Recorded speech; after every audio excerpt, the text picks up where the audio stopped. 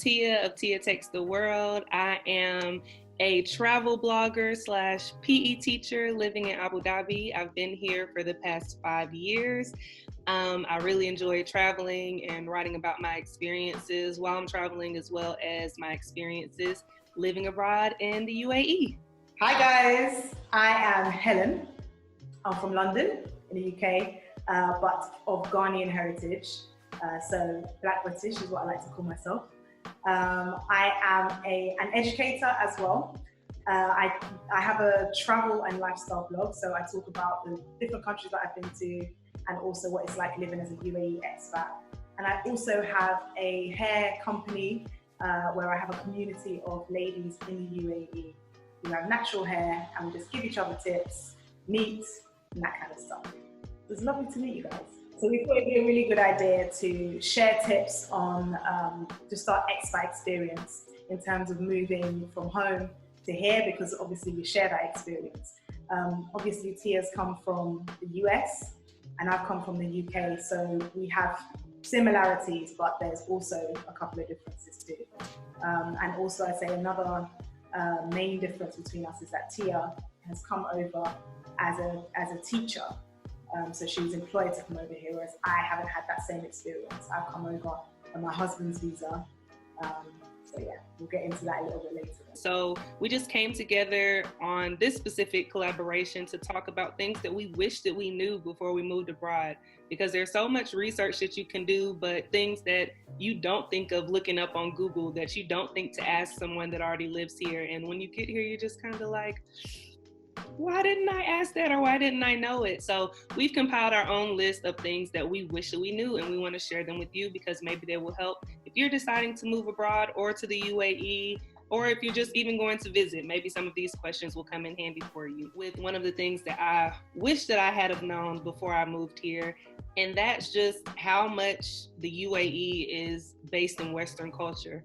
I feel like before I moved, I saw videos and I saw movies, and I was just like, I'm gonna have to wear an abaya. Well, at the time I didn't know it was an abaya, but I'm gonna have to wear a dress all the time, and I'm gonna have to wrap up my head. Like, I'm gonna have to be super conservative, and that's not the way that I was back home. So I was excited for the experience, but at the same time, I was just kind of like, I'm not really sure. And some of my friends that I spoke with before I came out here, they told me, well, no, you don't have to wear an abaya all the time, but you will have to put on a skirt, and you need to make sure that your arms are covered when you go out in public.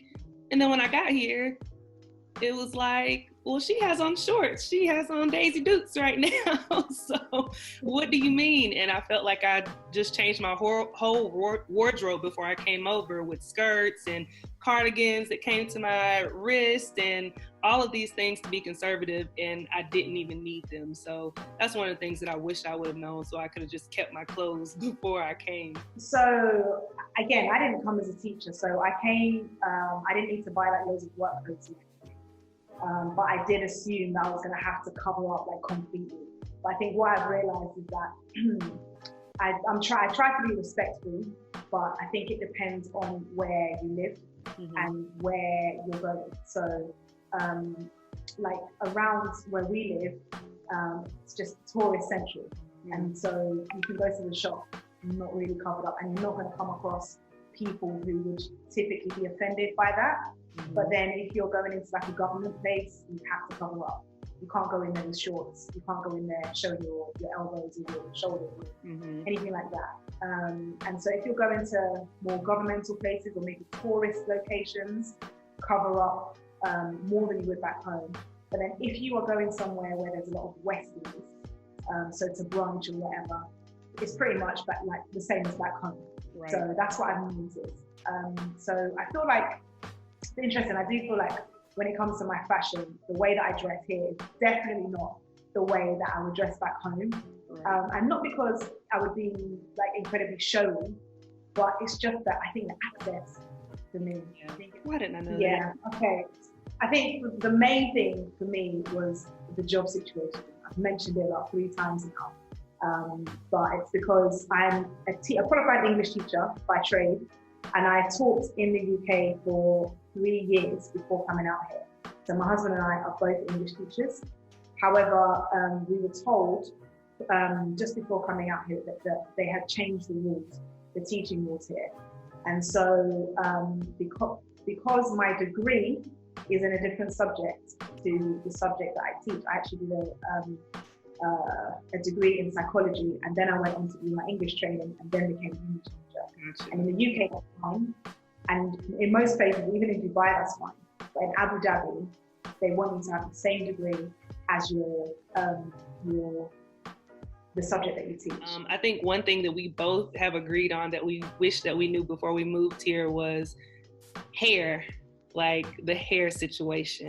And so many people always ask me, like, who does your hair? Or is it difficult to keep your hair up out there and things? And I'll be honest, like, I don't too much. This is the most I've done to my hair in 2 months. Like, I put some bobby pins in it. So I usually go to the salon, but of course, because of Corona, I haven't been able to get there. So it's kind of forced me to actually wash my hair and take care of it. But when I first got here, I wasn't sure like what the situation was going to be. All I was told from my friend that lived here was to bring your own products because you might not be able to find what you need here. And that was it. That's all that I was told. Like, no other information besides that. What about you? Yeah, so when I think back, it's comical, but basically I cut my hair off, all of it, before moving out here, not thinking about how I'd maintain it, because I thought I would just be able to go to the barbers and get my hair done there. But then when I got here, actually, the females are not allowed to go to the men's barbers. So I wouldn't have been able to keep up with my haircuts. So I think I was able to go at different times when the men weren't there. Mm-hmm. So when it hadn't opened up yet, the barbers. Or I went to a couple of, or I think one guy who I went to his home and he was able to cut my hair there. And eventually when I started to get to know people, they pointed me in the right direction to like where to go. But then that's why I started Afro Hair UAE, so that people who come here with Afro hair and in the UAE, I've set up like a community where people can like recommend places to go, salons. So there's actually loads of salons, especially Abu Dhabi and Dubai. Loads of salons. There's a few shops that have like all of the products and stuff, but people just don't know where they are. Right. So that group just helps people to find what they're looking for. For me, like I said, I wish I knew exactly how my dollar would have spent. I think there's so many areas that I can save in here, with there being so much access to free ladies' nights, free beach days. You know, you can go and use the entertainer to buy one, get one free for almost anything. So that's been really helpful. But how do you feel about spending money here in the UAE? I think coming from London, you probably wouldn't feel it as much. Also, I think even living in London, it's my home, so I'd know where to go to get what I need to get. And also being of African heritage, there are some things that, you know, if we import it from Ghana, we've got to connect, and we've got loads of shops where we live, so we get those things. I think for the British stuff, it's just a premium. So they've got a Waitrose here, which is just, Waitrose back home is expensive, but here it's so much worse, so much more expensive. So that stuff is expensive. But then I think when it comes to like the fish market, Mina Fish Market is amazing, very reasonably priced. And then like if you go to Lulu's and you get the fruit and that kind of stuff, you know, that's reasonably priced. But I think it's when you're getting the exported things, so from the UK or from the US, that's when it's just at a premium and it's really expensive. But for me, it's the opposite. Like, all of the free things compared to the things I have to pay for is like, I'm spending nothing out here, like on going out, because I'm only going to the free things. And if I have to, let's say, buy a drink, but most of the time it's a ladies' day or a ladies' night, so I'm not buying anything. So that never happens back home unless you have to get into the club free before 11. That's the only free thing that they're giving you. That's it. Going before 11. At 9:30, like, let me in. But that was me all the way. That we both have different perspectives on that. Because like I said, back home, No, I'm spending on everything that I'm doing. Like, I got into an argument. My cousin will tell the story to this day. I remember going home and I was trying to get into a club at my hometown, which is super small. And they were like, yeah, it's $20 to get in. And I'm like, I'm not paying $20 to get in here. And everybody was like, Tia, calm down. And I'm like, I don't pay $20 to get in the clubs in Dubai. I'm not about to pay $20 to get in here. And I just started going off. I was like, is it somebody performing inside or something? Like, what is it? And they just like they laugh about it to today, but no, I'm not doing that because I get in free in Dubai and in Abu Dhabi. So no. Yeah. So just for those of you who are not familiar with ladies' night, pretty much every single day of the week that you can find a ladies' night somewhere. Mm-hmm. As we've mentioned, free entry, free drinks for ladies, sometimes between a certain hour to another hour, sometimes all night. So we're happy. The guys, not so much. The guys might have one gentleman's night, but it's not like free everything. Like, I think I saw one flyer for gentleman's night, and it's like guys get one free drink and 50% off of food or something, but it's not, it's nothing. It's ladies' night is where it's at. Okay, so another thing for me is that it was a lot more Western than I thought it would be. So I'm not sure what it was like for you, Tia, but I didn't come here before moving here. So like when I packed my bags and moved here, that was the first time I came to Abu Dhabi. Yeah. So I didn't actually know what it would be like. I assumed that it would just be desert. And like I knew it was a lot more built up, but I just thought like the culture would be more Emirati. Mm-hmm. But when I got here, it's very Western, a lot more Western than I thought. So as you mentioned, just having things like Waitrose I didn't expect to see a Waitrose. And just, you know, Starbucks in every single mall, mm-hmm. McDonald's, like the food in particular is very, very Western. And I'm probably more American than British, but very, very, very, very Western. So I was kind of like, oh, thank God. But at the same time, I was like, oh man, I kind of wanted it to be more. I wanted it more local. Say that again? I wanted it more local. I didn't want it to be super westernized. Yeah, which is, I think, the fact that we're in Abu Dhabi, I think it's a lot more Western, it's a lot more Emirati than Dubai. Dubai is on another level. But I think you still have to find the culture. It's not like on the streets. Right.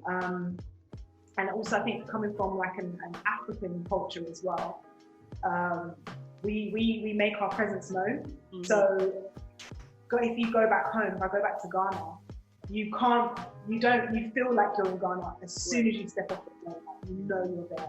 And I think for like my love for travel and culture, I wanted it to be more like that here. Yeah. And it just wasn't, and it just isn't. It's still not London, it's still not the UK. It's very different from that, but it's also, you know, quite Western. And even like the people that I associate myself with, because, you know, especially initially when I met people through Massimo's school, through my husband's school, a lot of those people were from the UK as well. So it's like, oh, you have to really force finding people from different cultures. And the one way that I was able to do that was through my church. We just got literally every kind of nationality there.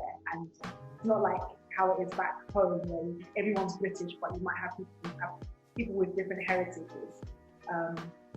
Here it's like, okay, you're an Indian person from India, you're a Filipino person from the Philippines, you know? So I think that's where I get my cultural fix. Yeah. But not necessarily Emirati. Yeah, I think that I can definitely agree with the Western culture being like so huge here. I didn't expect it either, because the only thing I knew about Abu Dhabi was Fast and the Furious and Sex and the City. That's all. That's the only reference to Abu Dhabi that I ever had. So I thought it was going to be either super lavish or like super cultured, because I felt like in Sex and the City, like they kissed in one scene in the movie and the people were like, what is this? And I was like, oh gosh, like, oh, it's going to be so bad there. But, you know, it was okay. And I think another thing that talks about Western, but also what I wish that I knew was, like you mentioned, you go to church here. That was one thing my mom was like, you need to stream church when you get there. You make sure you're reading your Bible. I'm going to send you verses and stuff. And then I got here and realized there's so many churches for Christians here. Yeah. Like, she thought that I would be like just drenched in, you know, the Islamic faith. And there's nothing wrong with that, but she wanted me to also be connected to my faith. So I thought that that was something that was very shocking when I came here, that there's so much Christian access. There's access to churches and things like that, and I never knew before I came. Yeah, people ask like, do you go to church underground? And I'm like, no, actually, it's fine. Like, go to church in the cinema and right, in a hotel, in a conference room. Like, it's cool. It's fine. I met MRC people, and it's fine to say, oh, I'm a Christian. They're not going to be like, oh, throw them in jail. So even some of like my Arab coworkers, I was shocked and I felt bad that it wasn't a judgment. It was just a preconceived notion in my mind. Like, one of them said to me, he was like, he said it was Easter or some holiday that the rest of them didn't acknowledge. Nobody else acknowledged because they're Muslim. And I was like, how'd you know it was Easter? And he's like, because I'm Christian too. And I was like, but you're Arab. And I realized how insensitive and stupid it was. Ignorant, but that's just what I thought. And I was just like, wait, can you explain? And then that just got us into a whole conversation of his background and his culture. And I left feeling so like empowered and knowledgeable about something that I had no idea about before. So I think that even having the acceptance of different cultures and things here is so amazing, because it gives us a chance to connect on another level, because it's not always in our face. Like, here's this culture, here's that culture. So it's a nice thing to have that. I think that my last point for what I wish I knew, and I think that you probably can agree and we can have similar points on it, is about my travel life. I moved here specifically, yes, to work, but so that I could see more of the world that I wasn't able to see back at home. Because as a teacher, we get paid peanuts, and peanuts aren't enough to get me anywhere. Like, I traveled locally, that was it. But like on this side of the world, the only time I've ever traveled on this side of the world is when I've lived on this side of the world. So my first experience moving abroad was when I lived in Germany for my student teaching in 2013, I believe it was. And I traveled to all these European countries and things, and it was amazing. But I was never able to do that living in the US because it was so expensive. So when I moved here, I was like, I'm going to travel to all of these places. But I did not realize how much I would be able to travel, how cheap it would be, how many holidays that we have. Like, I thought that we would be missing so many holidays being here, because it is a Muslim country, and you know, you don't have like back home we have President's Day or Martin Luther King holiday, but most of the time here, when my sister and my mom, my mom used to work in the school system, but my sister does, when she'd be out of school, I'd be like, I'm so mad you're out of school. Then they'd be like, well, you guys are out for the Prophet's birthday, and I'm like, yes, I could go somewhere. Yeah. Or a week off for National Day, I'm like, yes, I could go somewhere else. So definitely having access to travel was something that I wish I knew that I would be able to do on the scale that I've been able to do it. And I had no idea that it would be this big. Yeah, I think most people move here because they want to travel. And I think especially being in Dubai, you know, you can go anywhere from Dubai. Mm-hmm. So it's a really good location to travel from. But it's nice to be able to do like this side of the world. I think with the UK, where we're based, it's like it's quite a distance to go to Asia in particular. Africa's okay. Well, my side, West Africa, where I'm from, is pretty easy, but like the other side would be quite a distance. So I think being here, we're in the Middle East, so it's really easy to get to pretty much anywhere. And you're not going to be flying for a ridiculous amount of time, unless you're from the States. You guys have to travel here to the UK. It's only 7 hours, which is great. And I think we're only 3 or 4 hours behind as well. They're 4 hours. Mm-hmm. But then being able to go to places like the Philippines, where else have I been? Singapore, Malaysia. I never even thought about those countries.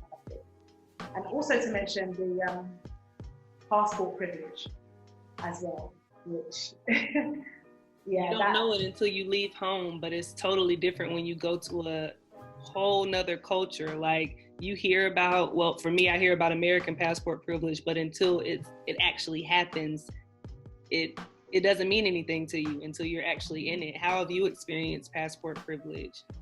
So just having friends that are from Africa, not Africa via the UK.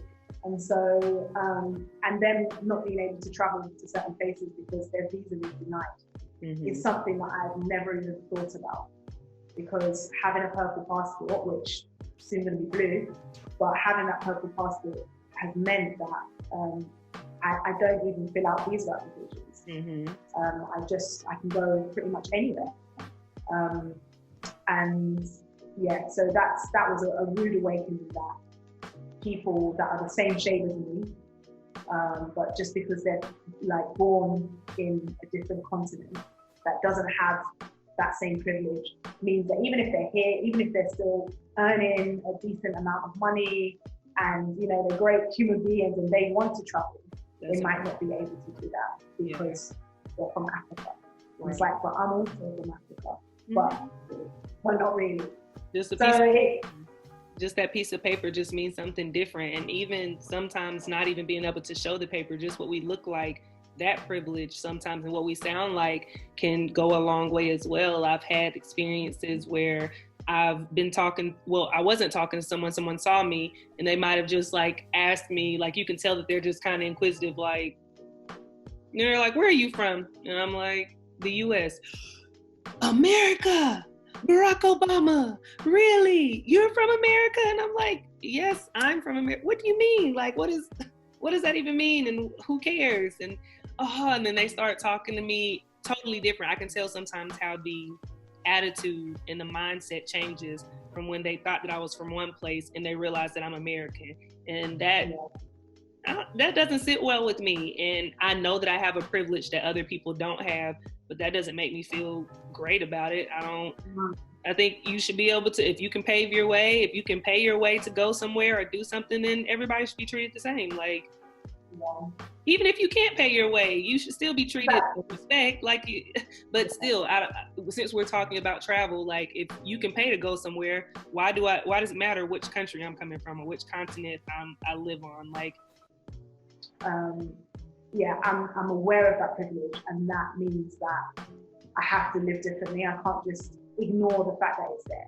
Can you tell me a little bit about what you were like before you moved to it? Because obviously I didn't know you back then.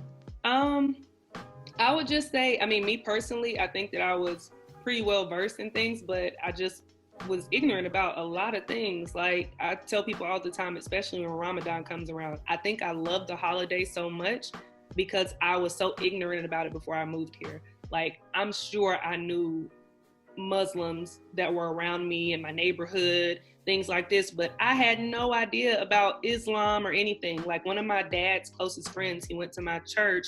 I call him my uncle. I didn't know until I got ready to move here that he had converted from Islam to Christian.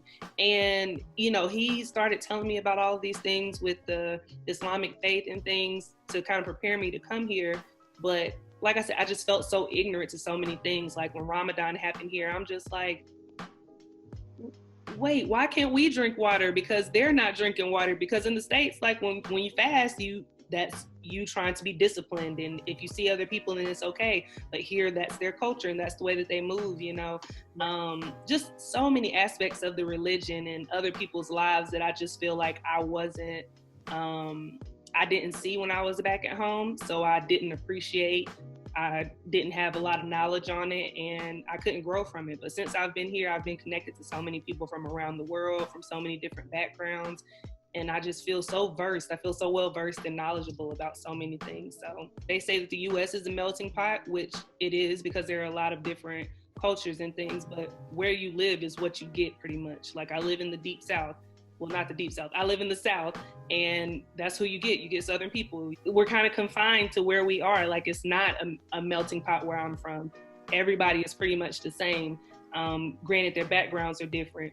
But here, literally on my floor is an American, you know, people who are truly from Africa, someone from the UK, someone that's from Russia, someone that's from, you know, so many different places, from China, like, and not just roots from there. Like I'm African American, but like, no, there's someone here literally from Ghana that's on my floor, you know, so I get to actually interact with these people. I get to know their names, know their history and things, which back home, it wasn't like that. And I feel so sad for the people who don't get to experience that, but I know everybody can.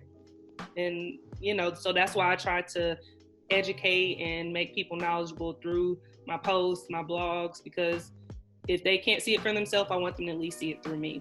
I think it's a good question. So I moved from London to Nottingham, as I mentioned earlier. So London is a melting pot in some respects. There's so many different cultures, and there's like an influx of people from different countries quite regularly. But I think as cosmopolitan as it is, we actually tend to segregate and like stay in our own kind of cultural places. Mm-hmm. So where I grew up with a lot of Nigerians. Mm-hmm. Some, not really many Ghanaians, but as I got older, I met more Ghanaians. And like, we kind of tend to stick to what we know. Mm-hmm. But I think my first, even though I grew up with a lot of Africans, I also went to a white school. So I grew up around white people from England or Ireland or wherever. So I think that was my first kind of like, oh, okay, I can be comfortable in, you know, with people who are from a completely different background to me. And then when I got to 18, when I went to university, I moved out of London completely. So I think I've always been a bit of a traveller. So I moved to Nottingham, and in that place, they're a lot more mixed. Even though there's less diversity, they actually mix a lot more. Mm-hmm. And so that was my first real exposure to, like, I think, real diversity. And so in my school, I went to a very white university as well. And I went to a very white university, but there was a lot of black people. Like, we had a little, we called it ACS. It's kind of like your sororities and fraternities. We had like societies. Okay. So I had my black friends, but I also loved to like mix and meet people from different cultures. So, and then, so I think I was quite exposed in a sense, or I kind of tried to meet people from different backgrounds a lot. And then I traveled to loads of different countries. I think by the time I was 21, I'd been to a lot of Europe. And then when I was 26, I stayed in Nottingham after university. I didn't go back to London. Okay. So I met people that were not Londoners, but were from Nottingham, and not from my university, who a lot of them were from London anyway, but people that were from, even though they were from England, they were from a completely different culture. Like Nottingham and London is like different things. And then where I taught as well, we had, in my school, I had like loads of Pakistani kids, loads of black kids, loads of white kids. And the Pakistani kids, a lot of them were Muslim. So Ramadan, you'd have like your GCSEs, but you'd have these kids that were fasting at a really crucial time. And, you know, didn't shut down for them. They had to go to school. They were still doing their iftars, they were still doing their suhoors, and they had to come and write exams. So I think that was my first exposure to the Muslim culture. And I think, again, because I'm Christian, they were a bit like, okay, so she gets certain things about the Muslim culture. And then I moved here, and I think I still sought out people who were just different and still sought out traveling. So I think that's always been in me, but it's just changed over time as I've gotten older. Yeah, and now I would love to move to like different countries and like fit in. Do you think that you would continue your expat journey by by moving to different countries, or do you just maybe want to go to one more and then go back home? No, 100% want to move. I love the fact that you don't know what to expect, but you can guarantee that you're going to grow. Because in each of those scenarios, each of those situations, like growing up in Southeast London, meant that I have a connection to Nigerians and Caribbean, some like Jamaicans that I wouldn't have gotten anywhere else. And you know, growing up in Nottingham and having that connection, and growing up here and having certain connections, is just, I've always grown, I've always learned things. And I think I've learned a lot about myself as well, not having a job and then having to find what I love. And I've kind of set it up so I can do it anywhere in the world. So I think going back home, I cannot envision going back to cold, grey London and just, you know, I love and miss my friends, but I see them, I will still see them. So yeah, I definitely want to move to an Asian country because I love Asia. And I would love to move back home to Ghana, because I don't know my language and I need to learn it. I need to learn it. So I have to move there. I'd love to move there. And I'd also love to move to South American culture, preferably Colombia, if my husband's willing to come with me, which I'm not sure if he will. But I'd love to move there. I'd love to learn Spanish, and just the culture is amazing. So I think there's so much of the world to see. Yeah. You don't have to live there, but it would be nice to, wherever I go, I'll move somewhere and I'll still travel whilst I'm there. So yeah, eventually I'll go back home, but not anytime soon. Yeah, same. I want to be a professional expat when it's all done with. I want to raise my kids abroad. I want to give them access to culture and, you know, different languages, because I'm barely making it with English. And so I want my kids to be very well versed in everything. So it's my plan to definitely continue to live this expat life. I know my family does not want to hear that, but y'all just have to come visit me all over the world. Y'all have somewhere to stay. So that's that. And like you said, you're always learning and growing. And I think that that's the best thing about living abroad and being an expat and just traveling in general. So I'm always open to learn. So where to next? Where's next? Outside. Anywhere outside. I have no destination on my map. Like I'm looking at different places for travel, but there's no pinned down destination. I just want to be outside with my friends. And Abu Dhabi is okay. I feel like we live in a travel destination, so I'll go to Dubai. I don't really care. I just want to go outside and be safe. Yeah, I don't even blame you. Don't worry, after UAE, we're going to do an event. Okay. As soon as it's safe, we'll get the girls together. I'll be there. My hair will be out because what am I going to do? So, but I'm so glad that we got to do this collab. I hope that we help somebody out there with any questions that you may have with moving abroad. If you have any more questions, you can always hit up me at Tia Takes the World and me at Debrah-Ampofo. And we'll put that name on the screen. Don't worry. Yeah, I know you guys probably don't know how to pronounce it. You don't know what I'm talking about. So I know you're going to need to see. It's a long name. But we'll both be tagged in the video, so don't worry. But thanks, guys, for watching. And let us know if you have any questions or comments. And until next time, take the world, guys. Bye.